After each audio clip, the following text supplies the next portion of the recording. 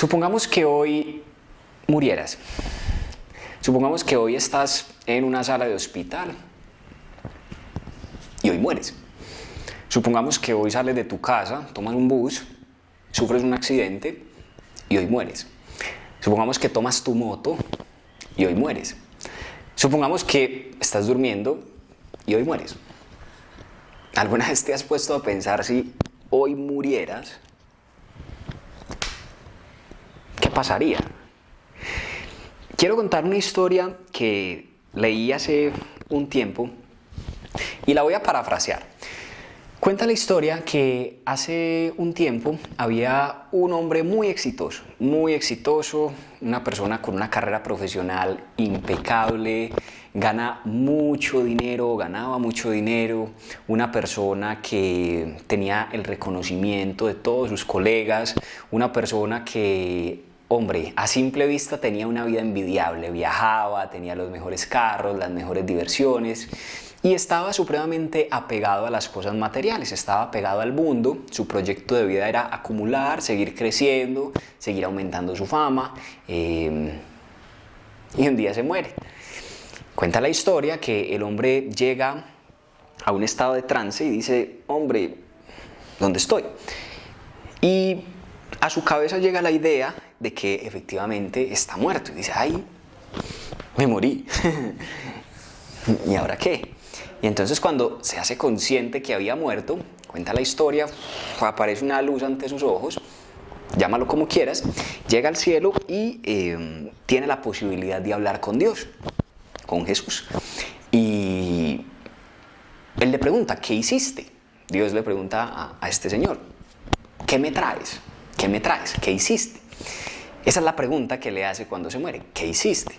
Y entonces el Señor recuerda de inmediato toda su vida y dice, no, Dios, mano, vea, yo fui súper exitoso, tuve mucho dinero, tuve mucha fama, tuve muchos elogios públicos, muchas personas me dijeron que yo era el mejor durante toda mi vida, tengo mucho dinero, tengo cuentas en Suiza, en Inglaterra, en Islas Caimán, o sea, ¿qué no hice?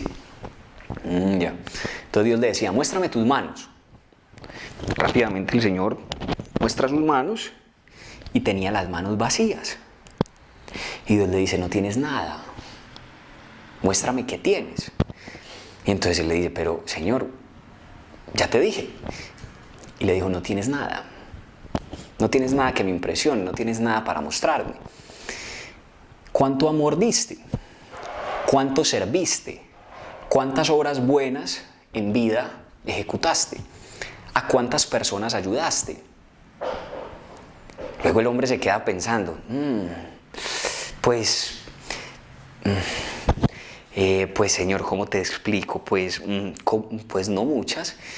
Y cuenta la historia, es ficción, pero tiene mucha profundidad, que Dios le dice, mira, si con lo que tienes en este momento en tus manos te fueras a quedar, no te quedas, repruebas. Te voy a dar otra oportunidad. Vuelve a la tierra. Y en unos años te voy a preguntar qué tienes. Y recuérdate lo que te dije que tienes que tener. La historia cuenta que efectivamente el hombre en una sala de hospital revive y su vida cambia completamente frente a la perspectiva de lo que significa la vida y de lo que efectivamente significa tener.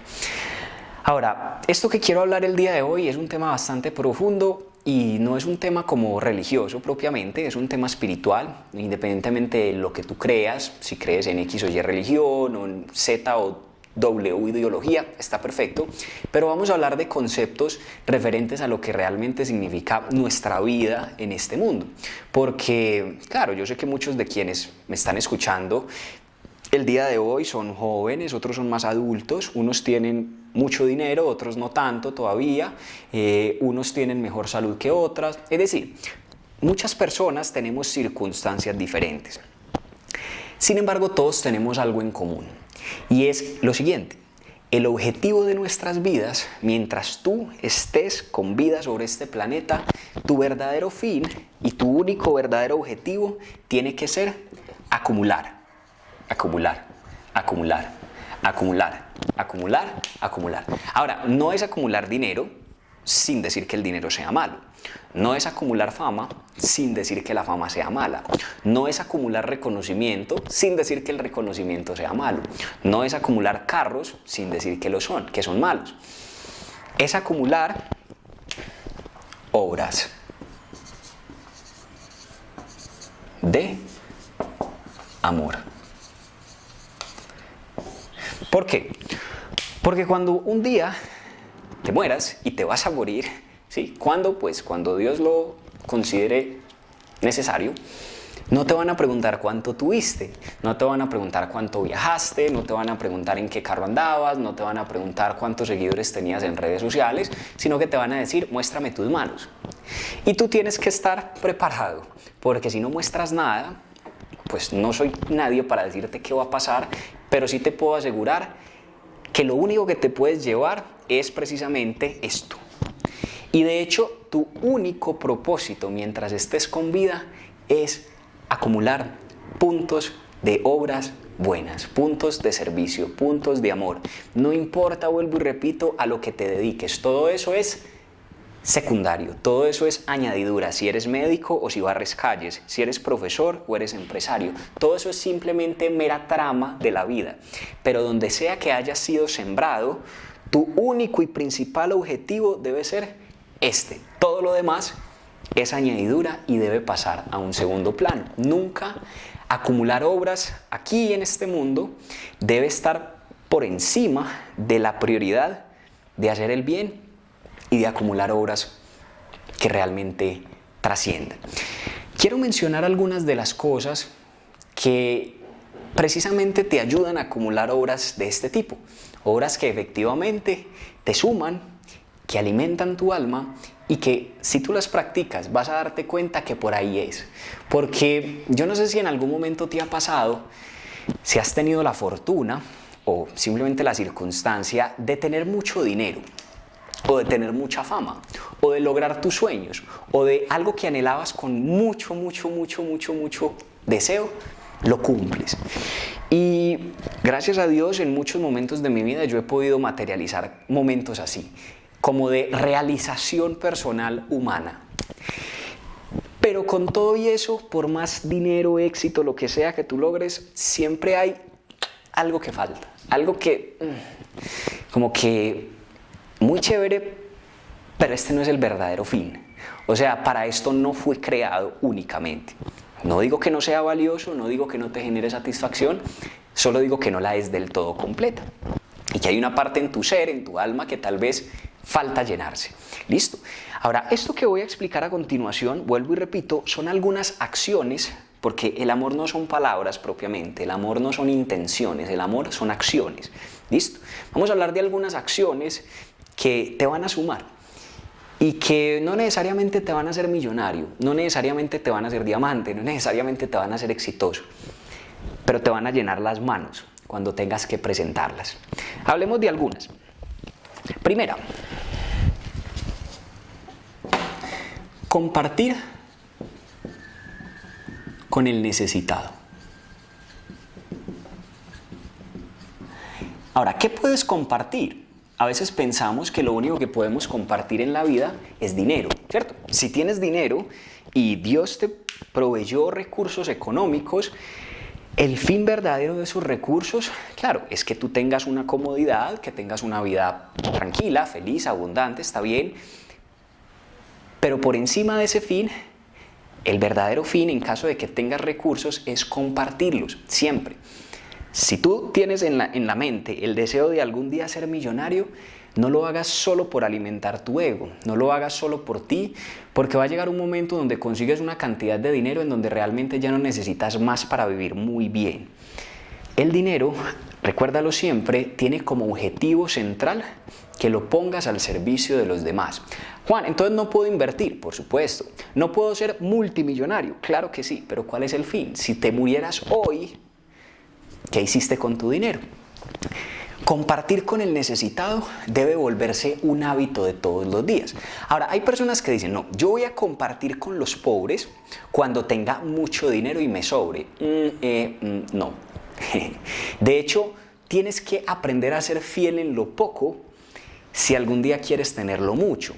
Hay personas que se ganan un salario mínimo y dicen, yo no puedo compartir con nadie porque yo me gano un salario mínimo. Y curiosamente por eso se ganan el salario mínimo, porque nunca comparten. Eso es otro tema, pero el principio básico de la abundancia es ponerla circular. Es, si tienes poco, comparte hasta lo poco que tienes y vas a ver cómo se te empieza a multiplicar en abundancia. Pero no lo hagas por ti. Vuelvo y repito, a las obras de amor no les pongas la intención de que se te retribuya. Hazlo de forma desapegada. Si tienes recursos, aprende a compartir y hazlo todos los días. No tienen que ser obras extraordinarias, pero sí obras constantes. Lo que tengas, lo puedes compartir. De hecho, hace poco escuchaba un sacerdote que decía algo demasiado profundo. Y él decía, el rico necesita más al pobre que lo que el pobre necesita al rico. Y seguía diciendo, todo rico necesita un pobre para llegar al cielo, mas los pobres no necesitan del rico para llegar al cielo. Y yo decía, wow, este man, ¿qué está diciendo? Porque él explicaba, una persona apegada a las cosas materiales necesita de alguien pobre que le ejercite el músculo del desprendimiento, le ejercite el músculo de la generosidad. Porque si tú estás apegado a las cosas materiales, siempre vas a vivir en función de tu ego y nunca vas a desarrollar la virtud de la humildad o del compartir. Entonces me pareció demasiado profundo, porque a veces uno piensa, los pobres necesitan de los ricos. No, señor, el rico necesita del pobre, porque el pobre le enseña al rico a desprenderse y el pobre es el que le da chance al rico de que ejecute obras de amor. Primera obra que puedes hacer, comparte lo que tengas con el necesitado. Mucho o poco, es el hábito el que va forjando el destino. Segunda obra de amor, entre muchas otras que podríamos tocar, pero vamos a hablar de algunas. Es esta: cuidar al enfermo. Estás fuerte, ¿cierto? A veces todos le huimos a los enfermos. Uno dice, uy, no, qué pereza un enfermo. No, es que como es de demandante, como es de esclavizante, yo con tantas cosas que tengo que hacer, para yo ir a cuidar a mi abuelita enferma, a mi mamá, a mi amigo que lo operaron, a esta persona que está recuperándose, no, yo voy, lo visito y chao, porque yo tengo muchas cosas que hacer. Cuidar al enfermo significa donarte a ti mismo, significa estar dispuesto a sacrificar el tiempo tuyo que lo usas para ti en función de compartirlo con alguien que lo necesita. Ahora, quiero hacer un paréntesis. Esto que yo digo no es porque yo lo hago todos los días. Pronto ustedes dirán, no, pues ¿y este qué se cree? Perfecto. No, cero. Esto es simplemente conceptos que todos debemos buscar aplicar cada día para acumular manos llenas cuando nos toque. Cuando nos toca, cuando menos pensamos. Y lo único que nos llevamos, vuelvo y repito, es el bien que hicimos. Luego, este es el segundo ítem, cuidar al enfermo. Pregúntate en este momento, en tu círculo cercano, ¿qué enfermos hay? De lo que sea. Pregúntate. Todos tenemos a alguien que sufra de algo cerca a nosotros. Dedícale un ratico cada mes a visitarlo 1 hora, a hacerle el almuerzo, a lavarle la ropa. Ay, pero qué pereza. Si sientes ese deseo de no hacerlo, por ahí es. Porque cuando sentimos ese no querer, es cuando el ego se trata de defender y dice, no, yo no quiero, pero con todo y eso, aprendes a someterlo, ahí es cuando vas puliendo el espíritu. Segunda obra de amor, cuidar al enfermo. Tercera, bien importante, acompañar al solitario.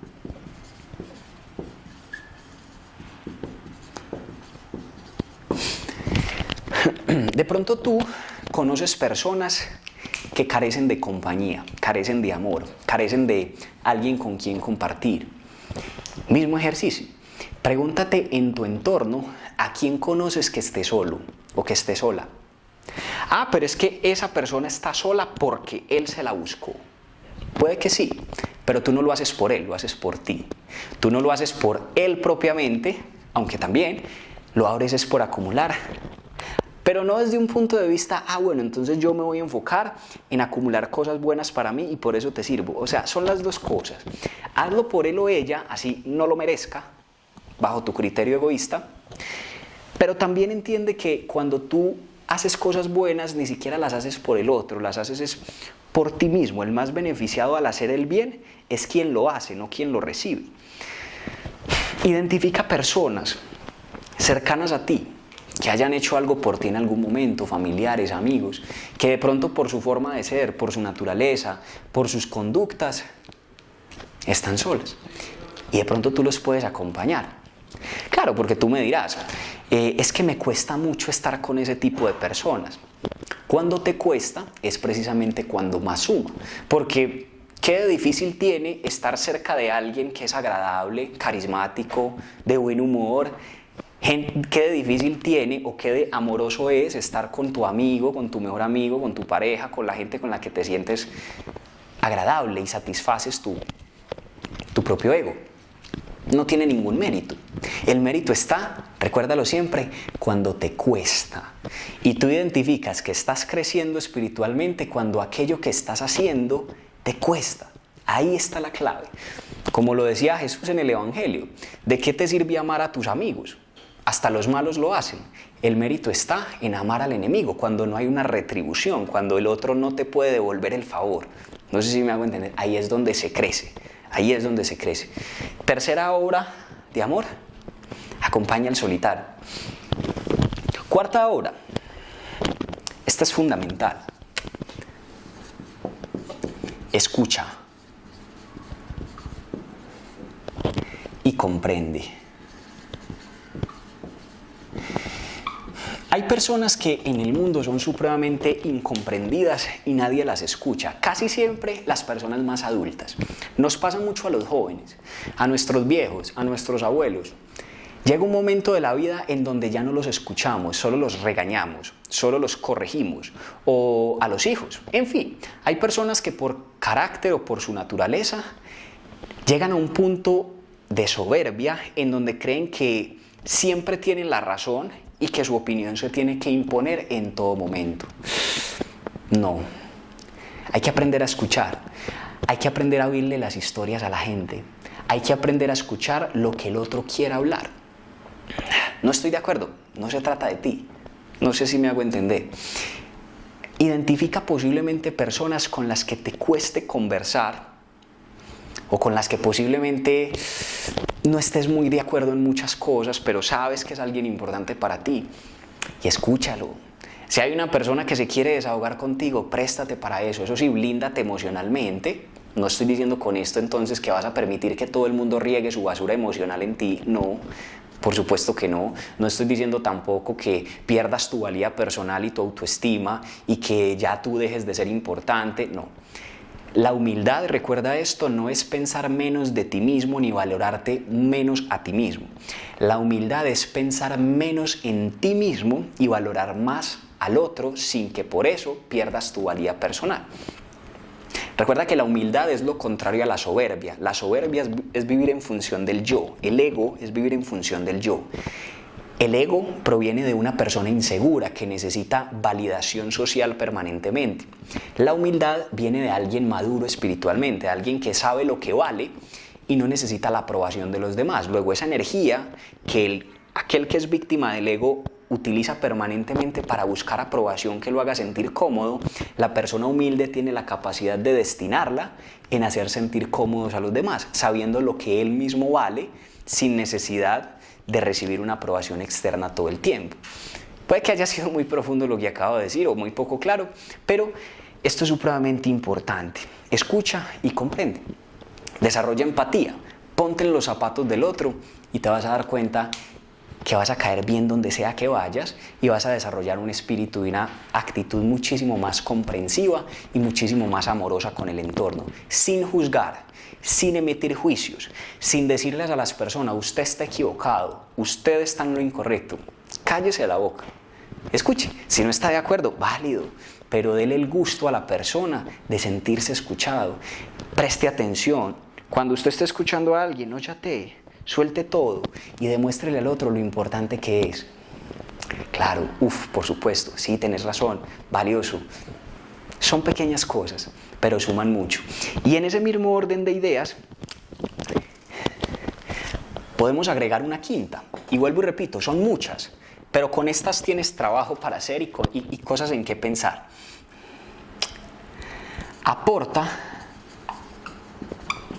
palabras que edifiquen. Edifiquen. De la abundancia del corazón habla la boca. Es muy triste ver la cantidad de personas que hoy en día utilizan más su lengua para destruir que para construir. Es muy triste ver la cantidad de personas que cuando algo no les gusta son supremamente veloces con la crítica y cuando algo les gusta son supremamente egoístas con el elogio. Nosotros a veces no somos conscientes de lo que una palabra puede significar en una persona en el largo plazo. Y a veces somos supremamente inconscientes al decir cantidad de cosas que en ocasiones son juicios, críticas. A veces no nos damos cuenta cuando menospreciamos a alguien, cuando le decimos usted no es valioso, usted es un idiota, usted es un inservible, usted esto, usted lo otro, usted lo otro. Aparentemente lo hacemos con mucha ligereza y no somos conscientes de la trascendencia que pueda llegar a haber detrás de esa palabra, porque las palabras son semillas. Cada que tú dices algo a una persona, quieraslo o no, esa palabra se queda en el inconsciente de la persona y esa palabra puede germinar, para bien o para mal. Lo mismo las palabras positivas. Acostúmbrate a dar cumplidos, a reconocer el buen trabajo, a mencionar las cosas buenas, a resaltar las virtudes, a resaltar las cualidades de alguien. Trabaja en eso. Si ves que una persona está vestida muy bonita, acostúmbrate a resaltarle esas cosas. Qué zapatos tan lindos, qué camisa tan chévere, ¿dónde la compraste? Si una persona hace una buena comida y le queda rico, riégate en elogios. Dile, la mejor comida que me he comido en mucho tiempo. O sea, qué cosa tan deliciosa.